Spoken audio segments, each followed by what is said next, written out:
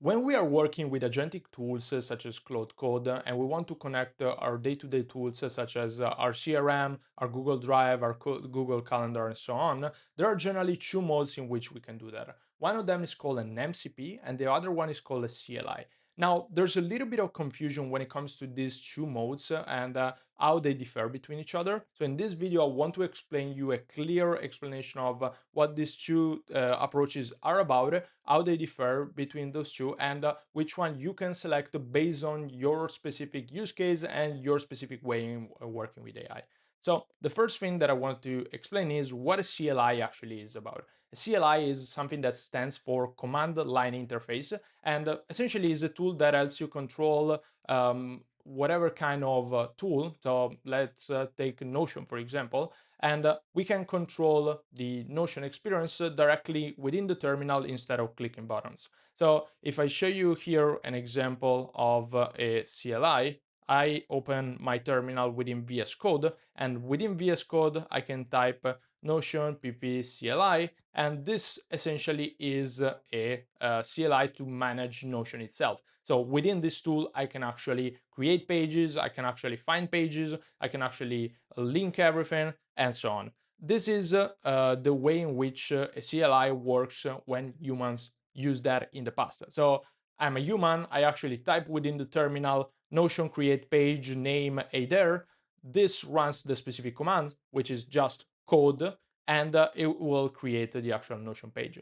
Now, the difference here when it comes to AI is that right now AI can actually run these specific commands itself. So if I say something like, hey, use the Notion CLI, and I have the example perfect over here. Hey, please use the Notion CLI to create a new page, add that page wherever you want. The system will go on and run this specific command, as you can see over here. Here it mentioned that there's this specific CLI installed. It will run this command to understand what is this about, and then based on the output, it will start to navigate and find the specific way in which the page will be created. So in this way, it created the actual page using the tool, using this thing that is called an agentic loop. And so this is the first kind of tooling. The second one is called an MCP, and the MCP is a model context protocol. So this is what was defined before as a standard way to connect AI to an outside service. And essentially what you do with an MCP is you can connect the tool once, and then the MCP can handle the login, and then the MCP can actually run the service. The way it actually works in this specific case is you don't have a program within your computer, but you have a server in which the tool is connected. So if I type something like create a Notion page, that request is sent to a server, to the Notion MCP kind of server, and then it will actually run that request and create the MCP page. So this is generally how this actually works. There are a couple of advantages and disadvantages to this kind of tools. So when it comes to the CLI, the advantages is that it's generally light when it comes to context and the usage of context. So the reason for that is mostly because if you see over here, we don't need to pass over that many tokens, but a lot of the things that we are doing over here is essentially running some commands within running some commands. This is also generally way faster and direct because it's present within our computer, and it uses tools that already exist. Now, when it comes to cons, as I mentioned here, you need to manage your own access, so it's a little bit more of a developer tool because essentially it was created as a developer tool. It's only installed within your computer, and it's a little bit more technical to set up. MCP, by contrast, it's helpful for a wide array of different reasons, mostly for usage for non-technical people. So if I go to Claude, for example, and if I go here and I click on the customize, within the customize, I can connect different MCPs if I wanted to. So let's say that I have this Notion MCP and let me disconnect and reconnect again. So I select this Notion MCP, I click on connect, and the process of connecting here is not like I need to go to the website, developer portal, find an API key or whatever. I just see this page, click on continue, and then the process is actually finished. So when it comes to people that are non-technical, this kind of process is way better. As well as MCP is way more powerful when it comes to using that on a team level. And I will show you an example in a second. But yeah, on the flip side, the problem is it's a little bit more context heavy. It needs a server running, so generally those tools are hosted on an external server, and then there's a little bit more of a maintenance and security protocol in the tool itself. Now, one thing over here is coming from a benchmark from ScaleKit. So let me also go to ScaleKit and show you the page. And this essentially showed that the tokens, so the context that was used by the CLI is 32x less expensive than what it was used by an MCP. So if we were to look just at this benchmark over here, we could say that why should we actually use MCP if the context, the tools, sorry, if the tokens here are 32x more expensive, if the success rate is 72% compared to 100%, and if the cost of 10K task is more than 10x the price, why should we actually use MCPs? And the main reason is about this specific question, about who actually needs access to the tool. So if we think about any kind of tool, generally, if you are a single person that needs access to that kind of tool, the CLI is generally the best approach because here we have a better success rate, better price, better tokens, and all these different things like that.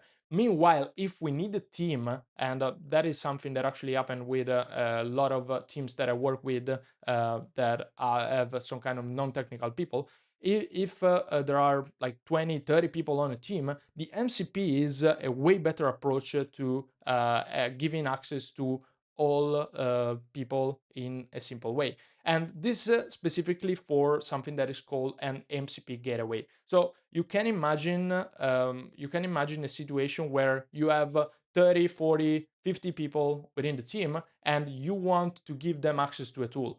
If you set up something like a CLI for each of them, the technicalities and the ways in which you need to give an API to every single person, they need to understand how that works, could be way more complicated. So instead, what we do is we let every single person connect to a MCP server. So in my specific case, running Uplifted Consulting, that could be mcp.upliftedconsulting.com. Every single person is connected to that specific server, and through that server, they can connect to the different tools that my business has access to.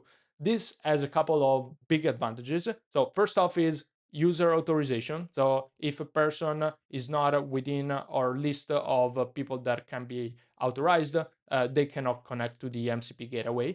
We can have explicit tool boundaries. So if, for example, I'm the founder, I can have access to any kind of action to delete everything. But if I have an intern on the team, I don't want to give them access to those kind of things.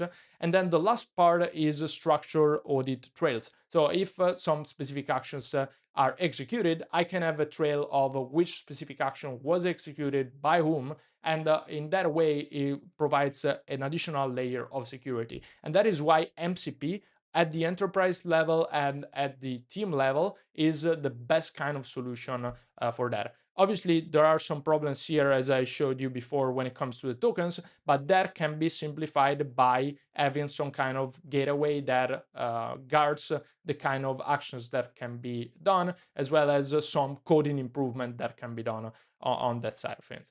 Now, the last thing about increasing reliability on both is just related to adding a skill on top of either one of those. So the idea of the skill is The skill is essentially a way in which the AI agent can actually understand how to execute a specific action. And if we give this specific file to the AI agent, whether we point them to the way to use a CLI or the way to use an MCP, in this way, we give them better reliability when it comes to the process of executing everything, because they can see that specific file and they have a clear understanding of which are um, the specific elements that they need to run for an MCP or a CLI. So if I show you the example of before, over here, what we did is we called this CLI for help to understand all the different features. And then we call this search to understand where are the existing page. Um, we call this one to understand how to create page.